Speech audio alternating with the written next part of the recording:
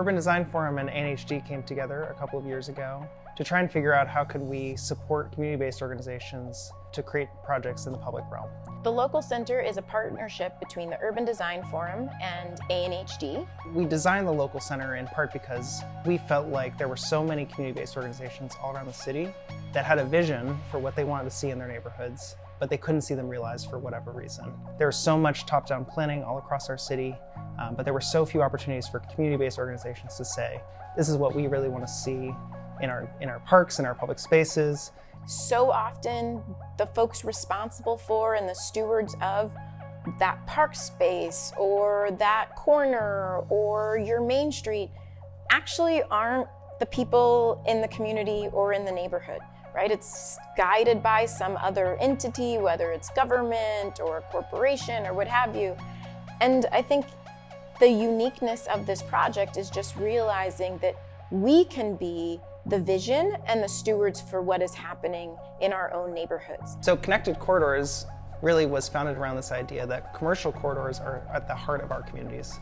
They're our main streets, they're where our communities come to gather, to eat, to spend time together.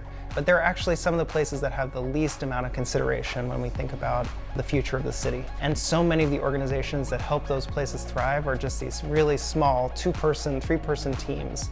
And what we really wanted to do was say, how could we help build their capacity? How could we really help them make big plans for their commercial corridors and in effect really help to drive foot traffic, make these places where communities can come together to celebrate and invest in a lot of the neighborhoods of the city that have never seen this kind of investment before. And what this project has really shown is that you give people a little bit of opening to say, we welcome you creating that for your own community. And we got such incredible interest, response, desire, and eagerness to just jump in. We're working with 3 amazing community partners and a fabulous team of designers and planners in 3 different neighborhoods, so Sunnyside and Queens in the Bronx Capital District and Brownsville in Brooklyn. And what I really love about our community partners is that they just know so much about their neighborhoods, they have such deep ties in their neighborhood.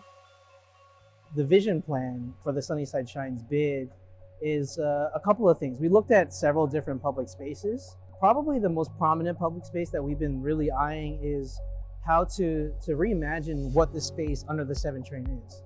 And so in a lot of our outreach engagements, I think it was about 50% of the people that responded really felt like the space underneath the 7 train was very underutilized.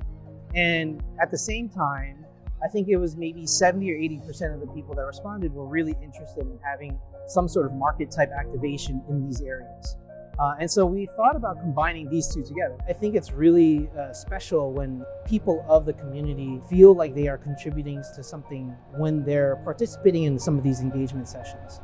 That has to mean something. And for some of these ideas to actually come to life, there's this very different sort of relationship you start to build with your own public space. I think the Sunnyside Night Market is a really classic example of what Local Center has been able to do. In Zion Triangle, Studio Cook John and the bid and the Brownsville community all came together, and we knew that the base of it had to be lighting. And then we're also gonna have these posts, and on those posts is gonna say Brownsville is. We've actually been collecting responses from the community to see the various ways they wanna describe the community. They're gonna see lights and feel more comfortable at night.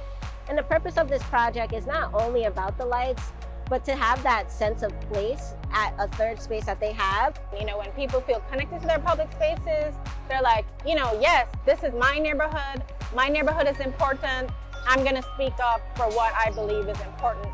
This grant with Urban Design Forum allowed us to work with the community through a steering committee, and we got feedback about there being a lack of shade in this area, a lack of shade in the plaza. So we worked with the Metropolitan Urban Design Workshop, Habitat Workshop, and Site Studio to come up with something that can address those needs that the community had. This structure here, Sale Lou Gehrig Plaza, is an opportunity to address those concerns for the community, provide some type of shading, and also we're gonna have some lighting as well for nighttime. We also have seating for here as well that people can have their lunch or just hang out and just enjoy their day. So we've done movie nights here, we've done activations here. So we've been trying to do more and more things over the past 2 years. The goal for this project was to kind of show the community, show stakeholders, New York City and the Bronx about what this plaza can be.